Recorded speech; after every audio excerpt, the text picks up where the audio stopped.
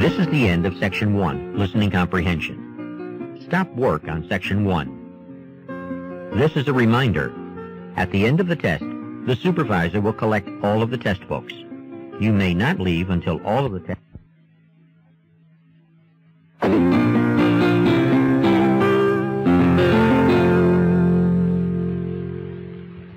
Now we will begin Part A with the first conversation. Number 1. A bunch of us are getting together to go to the basketball game on Saturday afternoon. You want to come? Oh, I'd love to, but I have to work. What will the woman probably do on Saturday?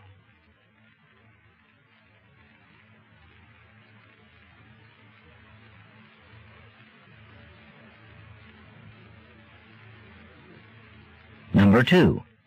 What do you think of this suit? With this new job, I've got to start dressing more professionally. Well, the style is fine. You might want to reconsider the choice of color. What does the woman imply?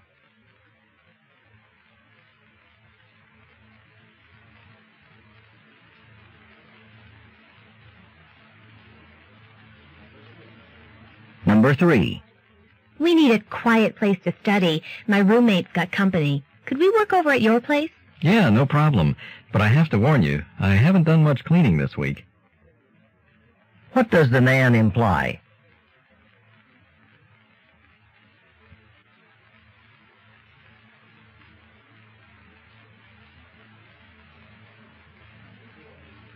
Number 4. Pam asked me to tell you to call her. She said you have her biology notes? Whoops. I was supposed to give those to her yesterday. What can be inferred about the man?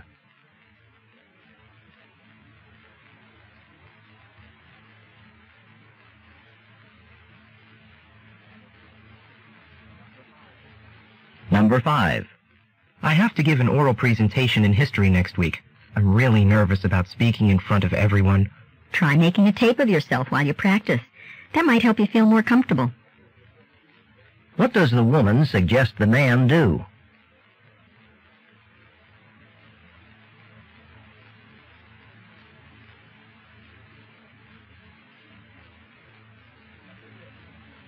Number 6. Tom, could I bother you for a moment? I need someone to return this book to the library for me.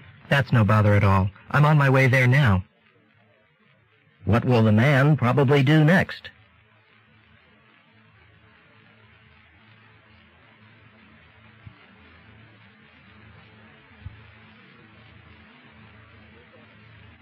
Number 7.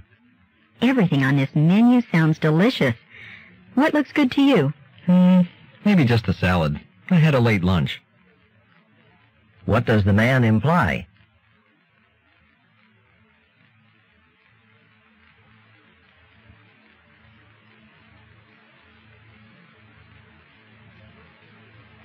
Number 8. I hear you're thinking about moving back into the dorm next semester. Who told you that? I'd never give up my apartment. What does the woman mean?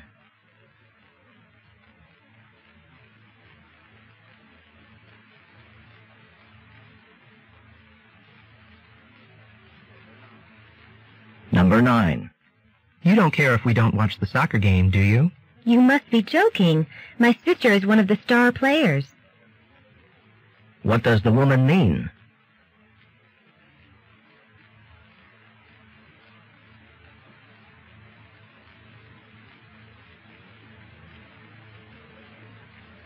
Number 10.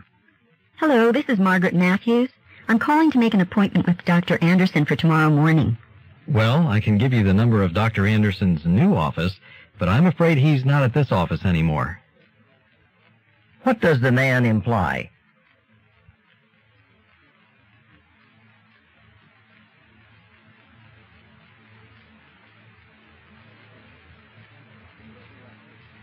Number 11. Don't you just love the hot midday sun? I sure do. Unfortunately, it doesn't like my skin. What does the woman mean?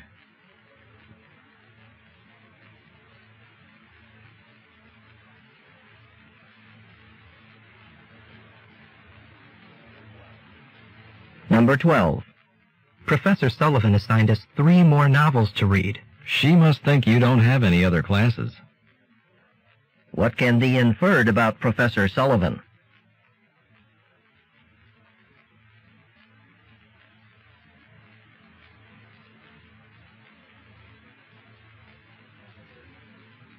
Number 13. I'm amazed that you're still driving that old car of yours. I thought you would have gotten rid of it years ago. Well, it runs well, and I've actually grown quite attached to it. What does the man mean?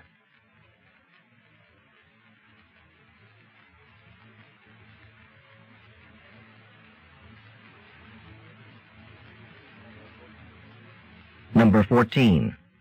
Bill has tried so hard to win a race since he first joined the track team, but it's 2 years later and he still hasn't. I know, and it takes so much time from his classwork. Maybe he should just forget about sports for now. What does the man mean?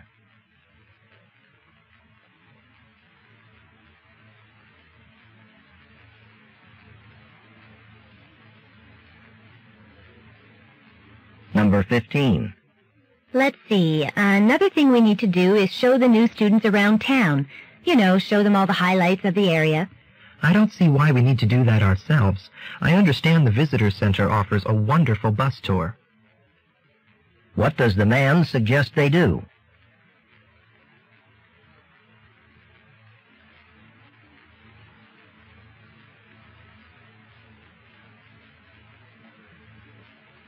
Number 16. What do you think of the assignment we just got in Dr. Bennett's class? A 25-page paper in 2 weeks? There goes my social life. What does the woman imply?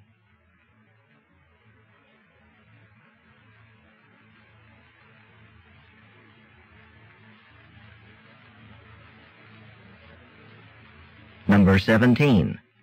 I just found out I can't renew my lease for the next school year. Well, don't worry. There should be plenty of apartments freeing up after graduation. What does the woman imply?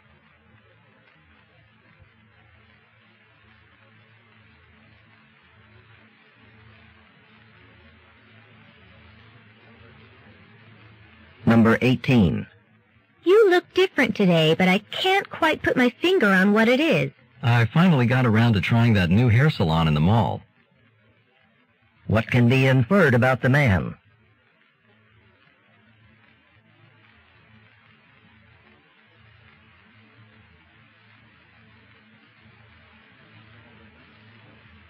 Number 19. It's really cold outside. You should wear a scarf to keep your neck warm. That's a good idea. If only I had one with me. What does the woman mean?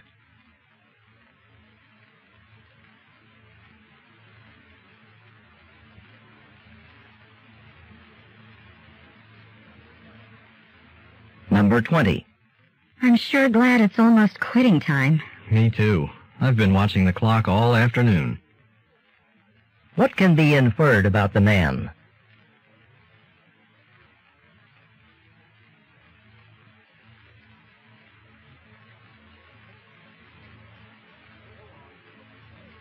Go on to the next page.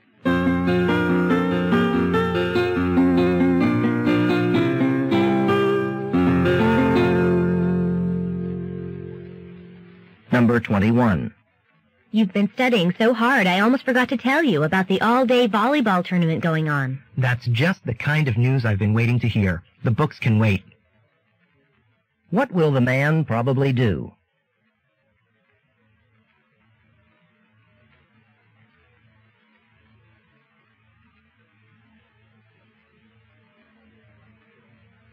Number 22. About that money I loaned you, isn't today the day you said you'd have it? Oh, my finances have been really tight this month, but all I need's a few more days.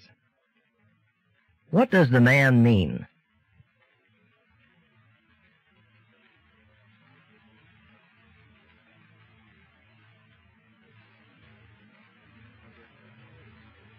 Number 23. Somebody better tell Julie that the student government meeting's been canceled. Bill said he called her about the election results. I'm sure he let her know then. What does the woman imply?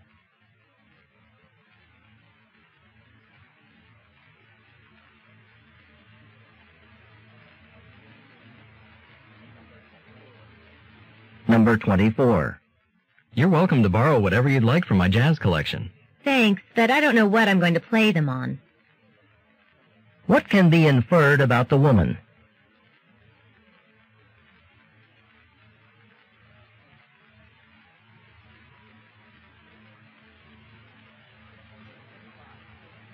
Number 25.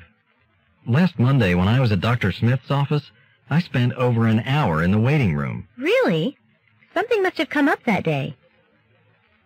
What does the woman imply?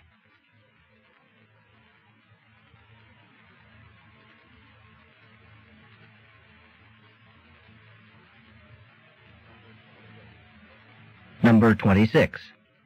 Oh no, look at this red paint on my new jacket. Why did the school paint that railing anyway? Oh, that's too bad. You'd think they might at least have put up a sign. What does the woman imply?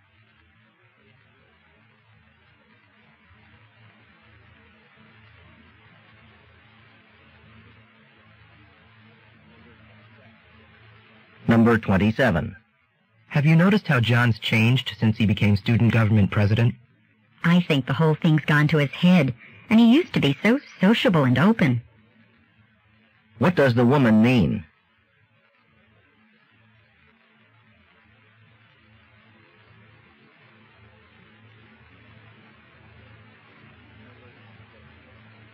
Number 28. Our little brothers are so different, I was afraid they wouldn't like each other at first. They really hit it off right away, didn't they? What can be inferred about the speaker's brothers?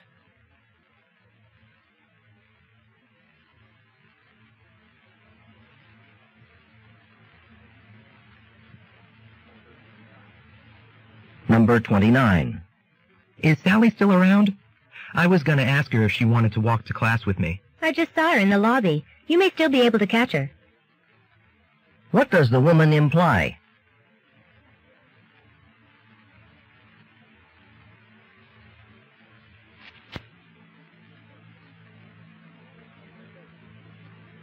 Number 30. I'm really glad our club decided to raise money for the children's hospital, and most of the people we'd phoned seemed happy to contribute. Yeah, I agree. But we've gone through all the numbers on our list now, so I guess we can call it a day. What can be inferred about the women?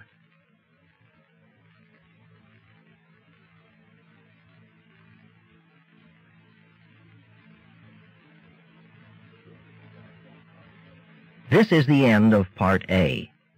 Go on to the next page.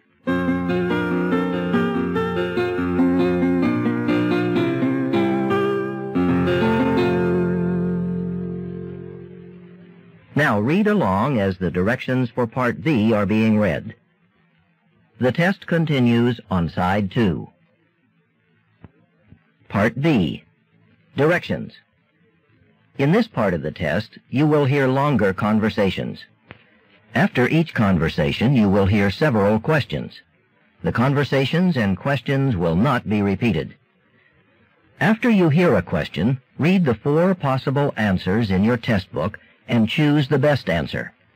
Then, on your answer sheet, find the number of the question and fill in the space that corresponds to the letter of the answer you have chosen. Remember, you are not allowed to take notes or write in your test book.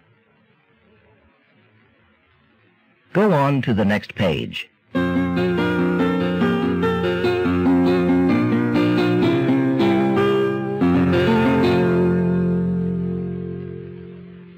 Now we will begin Part B with the first conversation. Questions 31 through 34. Listen to a conversation between friends who meet each other on a college campus. Hi, Mark. How's it going? Well, not so great. What's wrong? I've got a big problem with the poetry course that's required for my major. Is it all filled up? No, there's plenty of room, but there's a prerequisite. I've got to take Introduction to Poetry before I can take the special course in Poets of the 1960s. And the introductory course is only offered in the evenings. You don't like evening classes? No, that's not the point. I work in the cafeteria every evening. I need the money to pay my tuition. Can't you ask someone at work to switch hours with you? Maybe you could just switch a couple of evenings, since the course probably only meets 2 times a week. I wish I could. My boss just did me a favor by putting me on evenings, and he'll hit the ceiling if I ask to change again. Wait a minute, I have an idea. Have you checked the courses over at the community college? They might offer an intro to poetry course during the day. Hey, that's a great idea. I'm free this afternoon. I think I'll go over and check it out. Yeah, their courses are actually cheaper, and you can transfer the credits over here. Thanks for the advice, Linda. I'll let you know what happens. Sure, Mark. Good luck. Oh, while you're there, could you find out when their pool is open? No problem. Number 31. What prevents the man from taking the Poets of the 1960s class?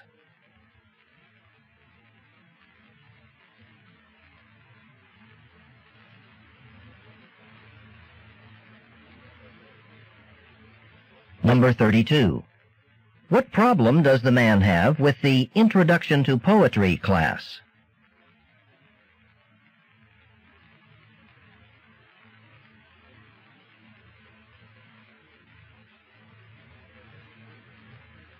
Number 33. Why doesn't the man want to change his work schedule?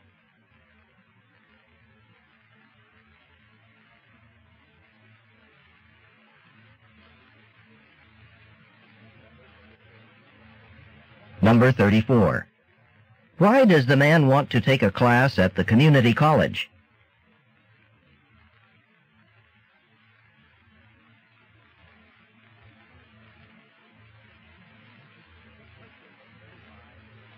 Questions 35 through 38. Listen to part of a radio interview between a reporter and a climatologist. Dr. White, we've recently learned that a large piece of the Larsen ice shelf in western Antarctica broke off in early January. Could you please tell us exactly what happened? I'd be happy to. The piece that broke off was over 1,000 square miles in area.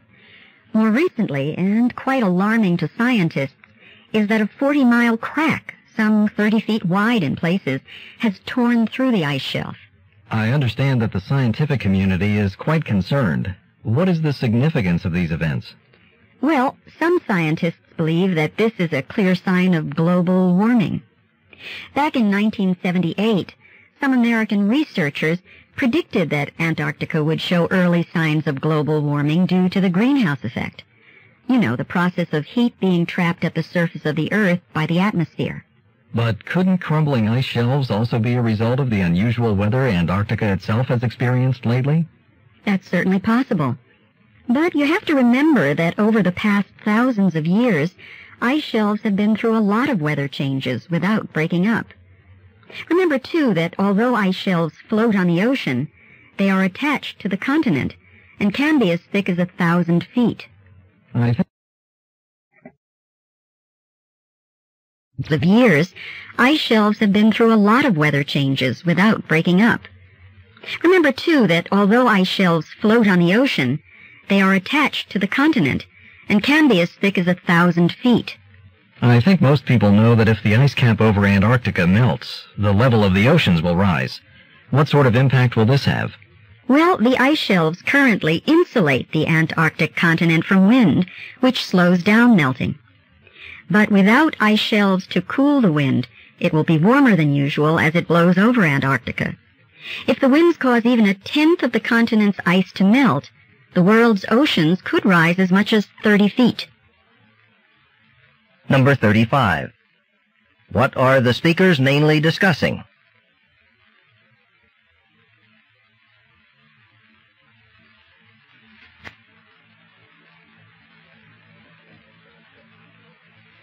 Number 36. Why are the events important?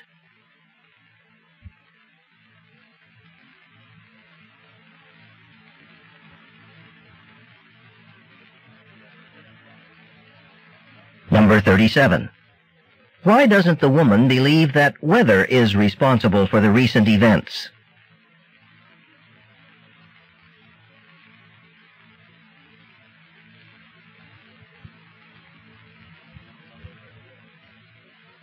Number 38. What would be the likely result of melting of the ice cap?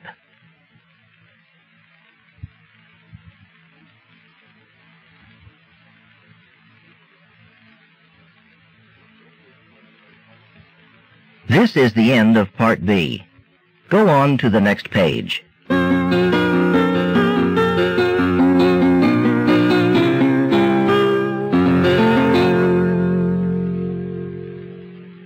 Now read along as the directions for Part C are being read.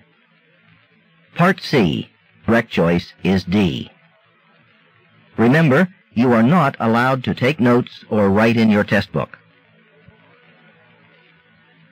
Go on to the next page.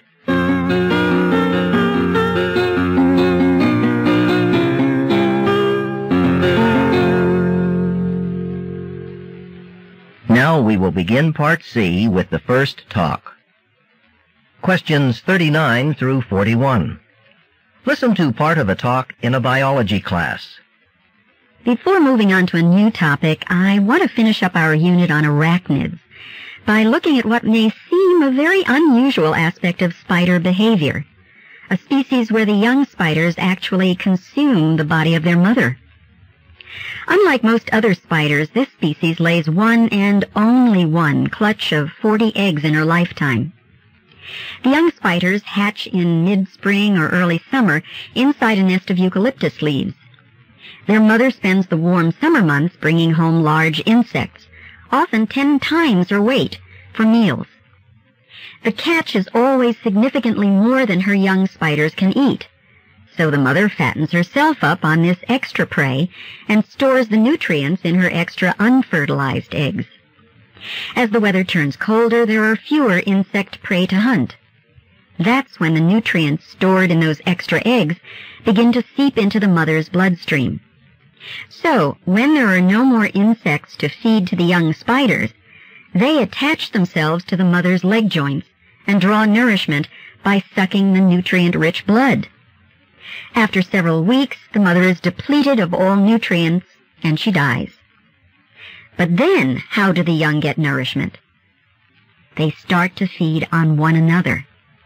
Now, if you recall our discussion of Darwin, you'll see the evolutionary value of this.